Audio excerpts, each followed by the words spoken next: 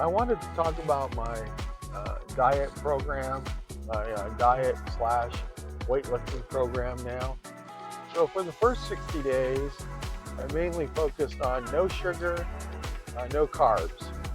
Kind of fell off that a couple of times. That's okay. That happens. Uh, Tried not to fall off too much. And I did go on a vacation for a week. And of course, I didn't stick to my diet as much as possible. But I did stick to my exercise program, which was to walk 10,000 steps a day. And I think on average, over that 60-day period, I walked an average of 11,000. So there were some days that I didn't. I remember I was sick one time and I couldn't get my time in there. So I did end up making it up because there were some days I was walking like 14,000 steps. So that was probably the hardest part because in addition to having diabetes, I also have rheumatoid arthritis. A really good thing about it is I was able to cut back on my rheumatoid arthritis injections. So for that 60 days, I used about 3 shots, which I'm supposed to take them weekly, but I'm also supposed to take them as needed. So it was Rexalti, and so that's what I ended up using. But I did find that by cutting down the sugar and cutting down also um, increasing my exercise, cutting down sugar and carbs, that it did help it where I didn't get into too many flares. And then after my birthday, which was on the 13th of March, I switched over and now I'm going to do a weightlifting program, a weight training program. And on that one, I'm still staying, no sugar, no carbs. That's my main thing. And did fall off of it a little bit after my birthday or during my birthday. But then it's going to be weightlifting. I'm trying to keep it under an hour, and I'm going to do. I already changed it. It was going to be 3 times 5. Uh, three weights, 3 different levels, and then 5 reps. But now I'm going 5 and 5. So that way I expanded my workout from about 30 minutes to an hour. To 45 minutes. And that's kind of where I want to be. I don't want to be there. When I was younger, I used to go down to the gym for like 2 hours and work on my,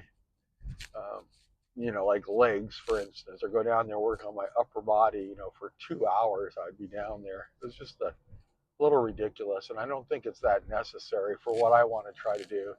I'm not trying to become a bodybuilder, but I am trying to build muscle. So that'll help my resting metabolism. So even when I'm just resting, I'm going to be able to burn more calories. Just my resting metabolism should go up. So uh, those are the things that I'm trying to do is the weight training and also eating more protein because I know I cannot do weight training and not have more protein because when your body is looking for the protein to build up the muscle, it needs to be there. So I'm building up my protein. Found out it was not that easy for me to eat these protein bars. It tends to give me a lot of gas and a lot of digestive issues. So I may have to go to something more natural like chicken or eggs. So I probably will end up doing that. And so yeah, I'm excited about seeing what I'm going to look like. What's going to happen with my health in the next 60 days. And my cutoff time will be Mother's Day, so that's May 11th.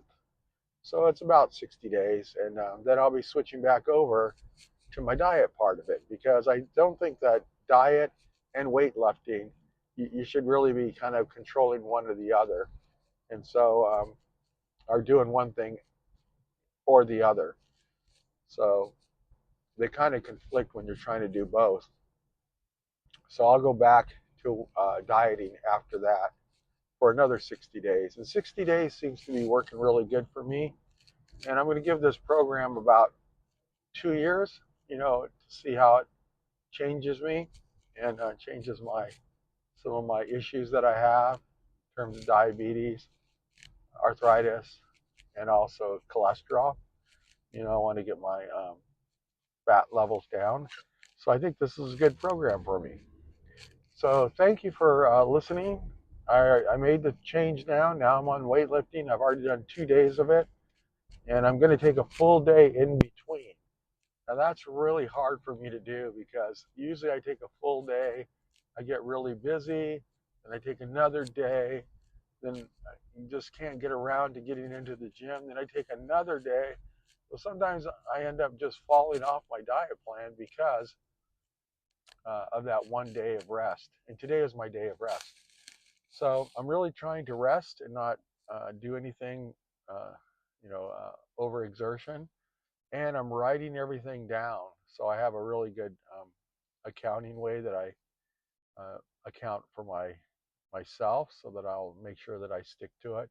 And that really is instrumental in me being able to do these programs, because in the past I haven't written down, I haven't had any kind of idea what I'm trying to do, and so I just end up not doing anything.